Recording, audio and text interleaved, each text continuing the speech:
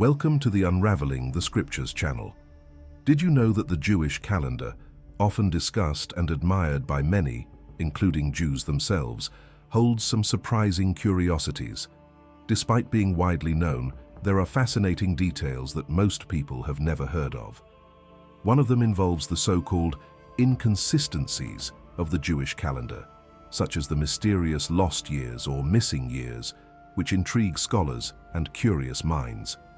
In today's video, we will delve into this issue and unravel the mystery. After all, what is the exact year we are in, considering the most accurate version of the Jewish calendar? Stay tuned and discover all about this fascinating enigma. The mystery of the lost years of the Jewish calendar. The so-called missing years, or lost years, of the Hebrew calendar refer to a significant chronological discrepancy between rabbinic dating and academic dating, particularly regarding historical events such as the destruction of the First Temple in Jerusalem. According to rabbinic tradition, this event occurred in 422 BCE, corresponding to the year 3338 in the Hebrew calendar, Anno Mundi. However, academic dating places the destruction in 587 BCE, revealing a considerable difference between the two systems of reckoning. More broadly, this discrepancy highlights the conflict between conventional chronology, widely accepted by historians and based on archaeological and astronomical evidence, and the chronology of the Seder Olam Rabbah, a rabbinic text that offers a different account of Jewish history. A particularly notable example of this divergence is the Persian period, during which the Achaemenid Empire held hegemony over Israel. According to conventional chronology, this period lasted about 207 years. However, according to the Seder Olam, it spanned only 34 years, creating a difference of over 170 years. This discrepancy directly affects other related chronologies, such as the duration of the Second Temple in Jerusalem. While late rabbinic tradition states that the Second Temple stood for 420 years, conventional chronology estimates its existence at about 589 years. This difference impacts not only historical studies, but also the way events are interpreted in religious and cultural contexts.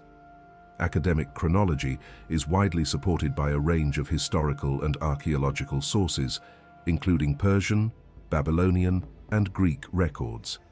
Among these evidences are detailed astronomical observations, such as eclipse records, which allow for precise dating and serve as objective testimonies of historical events. These sources strengthen the academic position by providing a broader and more grounded view of ancient history. On the other hand, the Seder Olam Rabbah, by condensing certain historical periods, seems to aim at aligning historical events with a specific religious narrative. This approach can be interpreted as an attempt to reinforce the cultural and spiritual cohesion of the Jewish people, especially during times of dispersion and exile. While there are divergences among modern scholars, varying by 1 or 2 years in relation to some dates of conventional chronology, the Siege of Jerusalem in 597 BCE is widely accepted as a significant historical milestone. Both Babylonian chronicles and biblical texts indicate that Nebuchadnezzar II captured Jerusalem during this period. The Babylonian chronicles, published by Donald Wiseman in 1956, confirm that the first capture occurred on the 2nd of Adar, corresponding to March 16, 597 BCE. Before Wiseman's publication, Edwin R. Thiele, analyzing the biblical texts, had already determined that Nebuchadnezzar's initial capture of Jerusalem occurred in the spring of 597 BCE. However, other scholars, such as William F. Albright, suggested an alternative date, most often fixing the event in 598 BCE. Despite these minor variations, the general consensus is that the siege and subsequent capture of Jerusalem represent a crucial moment in Jewish history. After the first siege, Nebuchadnezzar installed Zedekiah as a vassal king in Jerusalem. According to biblical accounts, Zedekiah reigned for 11 years before a second siege led by Nebuchadnezzar resulted in the destruction of the first temple and the end of his reign. Although there is no doubt that Jerusalem fell again during the summer month of Tammuz, the exact dates of this event are also a subject of debate among scholars. William F. Albright places the fall of Jerusalem and the end of Zedekiah's reign in 587 BCE, while Edwin R. Thiele proposes the year 586 BCE. Thiele's chronology is based on the year of ascension calculation method, which was commonly used for most of the kings of Judah, though not for all. According to this system, the year in which Zedekiah was crowned would be counted as his partial year of ascension, and his first full year of reign would correspond to 597/596 BCE. Thus, the 11th year of Zedekiah's reign, marked by the fall of Jerusalem, would be dated to 587/586 BCE. Since the reign years in Judah were traditionally counted from Tishrei, in the fall, this calculation places the end of his reign and the destruction of Jerusalem in the summer of 586 BCE. The accuracy of this calculation is corroborated by Babylonian historical records, which provide detailed chronological context, as well as astronomical observations, such as eclipses, which help determine dates with greater precision. These evidences strengthen the validity of modern analyses and highlight the complexity involved in reconstructing events so distant in time. Turning to traditional Jewish sources, it is noted that a variety of rabbinic texts claim the Second Temple stood for 420 years. This calculation is based on the Seder Olam Rabbah, a fundamental work in Jewish chronology. According to this tradition, the destruction of the Second Temple occurred in the year 68 of the Common Era, suggesting that its construction began around 352 BCE. To reach this conclusion, a 70-year gap is considered between the destruction of the First Temple and the beginning of the construction of the Second Temple. Thus, it is inferred that the First Temple was destroyed around 422 BCE. Although this chronology was widely accepted among ancient rabbis, it did not find unanimity.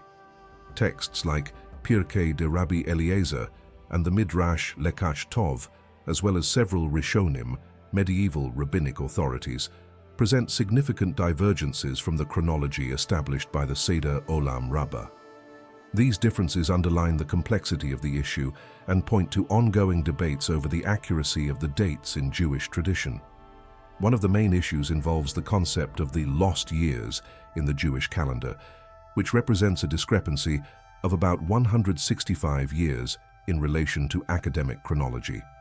According to traditional rabbinic calculations, the destruction of the First Temple would have occurred 165 years after the date accepted by historians, who place the event in 587 or 586 BCE. This difference reflects the tension between the academic rigor based on historical and archaeological sources and the theological and narrative interpretation of rabbinic traditions. The chronology of the Seder Olam Rabbah, while central to Jewish tradition, seeks to align historical events with the religious narrative, often simplifying or condensing historical periods to emphasize spiritual and theological themes. On the other hand, the divergences presented in sources like Pirkei de Rabbi Eliezer and Midrash Lekach Tov suggest a vibrant and diverse tradition in which historical details could be adapted or reinterpreted according to different contexts and objectives. The rabbinic chronology, based on texts like the Talmud and the Seder Olam Rabbah, provides a detailed view of the historical periods related to the Second Temple of Jerusalem.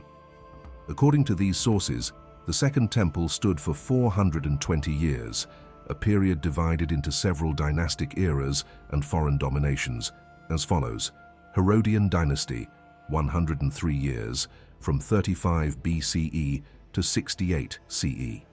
This period marked the height and fall of the Second Temple, coinciding with the Herodian administration and the subsequent destruction of the temple by the Romans. Hasmonean dynasty, 103 years, from 138 to 35 BCE. The Hasmonean dynasty, born from a revolt against Hellenistic oppression, ruled over an Israel that gradually lost its independence in the face of the growing Roman power.